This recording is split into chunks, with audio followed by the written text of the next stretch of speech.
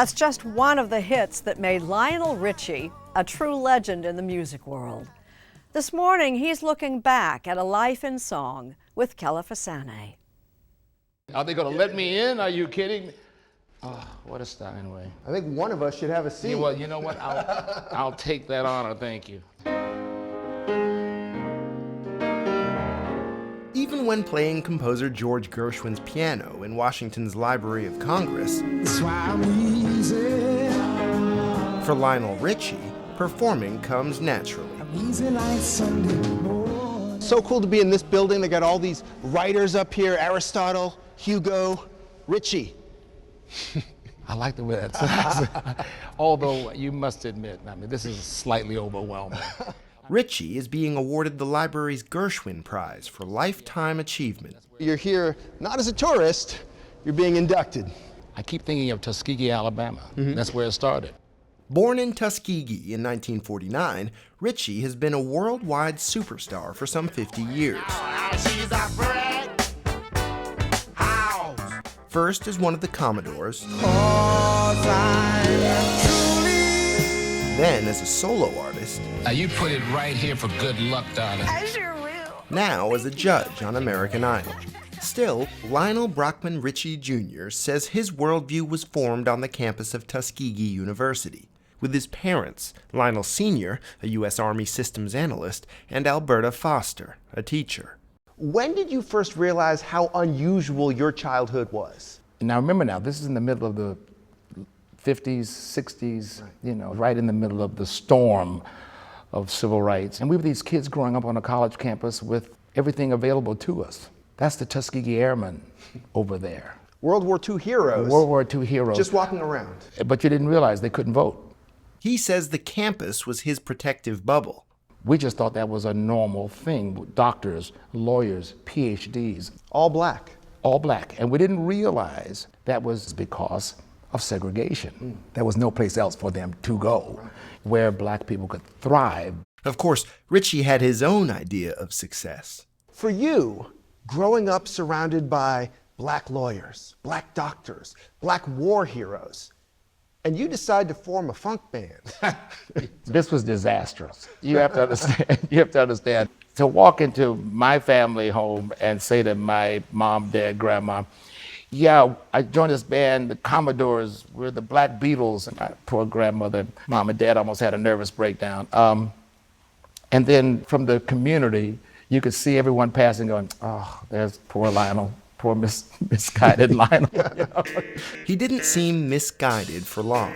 He and the Commodores quickly signed to Motown Records, and in 1971, they toured as the opening act for the Jackson 5, led by Michael Jackson. Michael and I, he's about this tall, and he said, oh my God, Lionel, we sold out Madison Square Gardens. And I said, no, you sold out Madison Square Gardens. You once, twice, 3 times a lady. Richie, who started as backup, became the Commodores' lead singer and songwriter. 3 Times a Lady was the game changer, a #1 song around the world. And it was the most unlikely song because remember now, funk was king, and I, of all things, write a waltz. Once, twice, and I'm thinking, oh my God. That's a song that changed not only the size of your fan base, but maybe also the complexion of your fan base. The massive crossover meant everybody wanted to see us. But people sometimes use that word crossover like it's a bad thing. How did you think about crossing over? I had a big problem with it because... A problem with the term with crossover. The term crossover, because someone asked me a question one day, Lionel, how does it feel that you've left your roots? And I said, did you ask that to the Beatles? Did you ask that to the Rolling Stones? Everyone came over to borrow from us, but I can't go that way. In 1982, Lionel Richie went solo. The next year, he released Can't Slow Down, which won the Grammy for Best Album. God bless you, and to my fans, I love you. Thank you. I looked up to see who the competition was that year.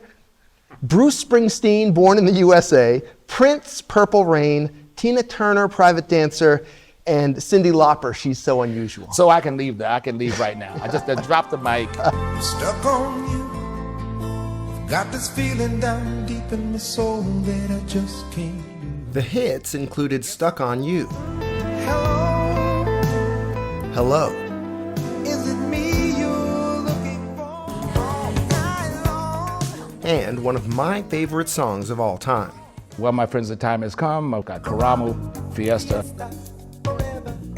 Come on and sing along. All Night Long.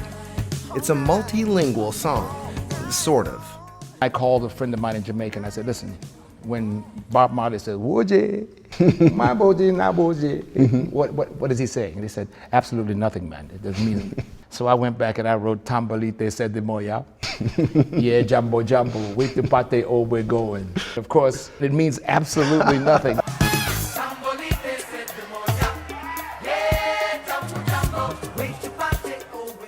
And then, at the height of his success, he took a break. My father said, I'm not feeling well. Would you come check this out? Now, nothing would have stopped me, except that was a dad moment. Lionel Richie Sr. died in 1990 with his son by his side. It gave me an opportunity to kind of take a look over my shoulder just a little bit to see where I was in altitude. And it was frightening.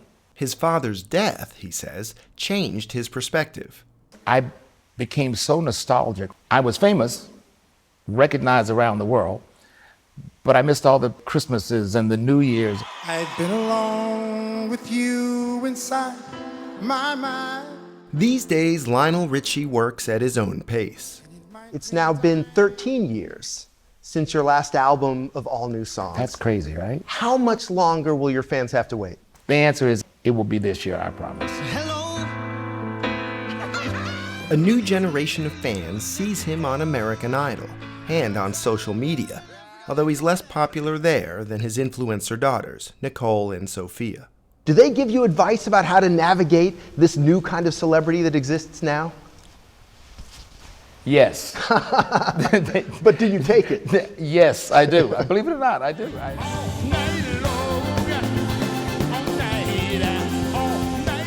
You've been a performer, judge, mentor, dad, Right. grandpa, Right. award recipient.